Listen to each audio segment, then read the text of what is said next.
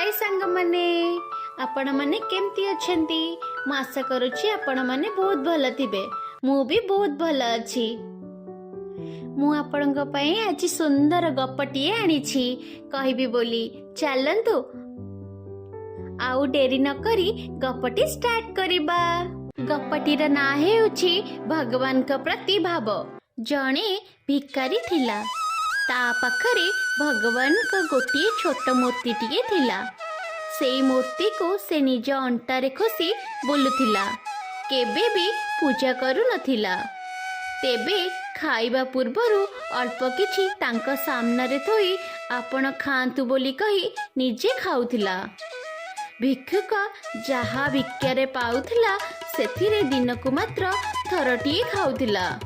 दिने एक कथा देखिले जणे ब्राह्मण। से ताकू कहिले, हईरे पापी, तू भगवान को मूर्तिटी रखी एक ही कारोबार करुछु।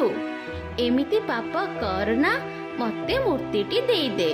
भिकारी कइला, आज्ञा खुशीर कथा, से जेउठी रहिबे भलरे रुहंतु।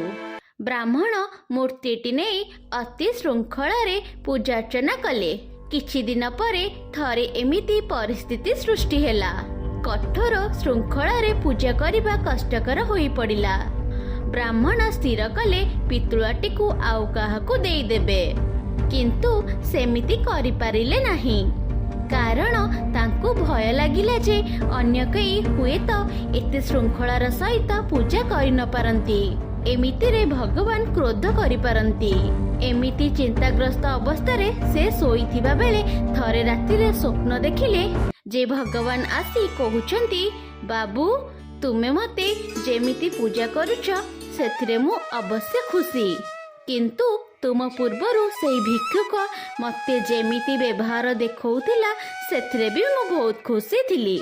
हेले तफात हेला, तुम मनरे मो प्रति भय अछि, ता मनरे मो प्रति प्रगाढ़ स्नेह थिला। तुम पाखरे मु भलरे रहिबी बोली विचार करी से अकातरे मते तुमको देई देला ओ आश्वस्त हेला। किंतु तुमे सेमिति करिबा लागि भाबिला बेलकु भयरे छानिया होई जाइछ। हठात ब्राह्मणक निद भांगी गला। एबे से बुझिले प्रकृत रे भगवान का प्रति भाव केमिति हेबा उचित। मो गपटी आपण मानकु केमती लागिला मते कमेंट्स रे जणेबे। आउ जल्दी जल्दी मोरो चैनल को सब्सक्राइब करि देबे। आउ वीडियोटी को लाइक करिबे एंड शेयर करिबे। धन्यवाद।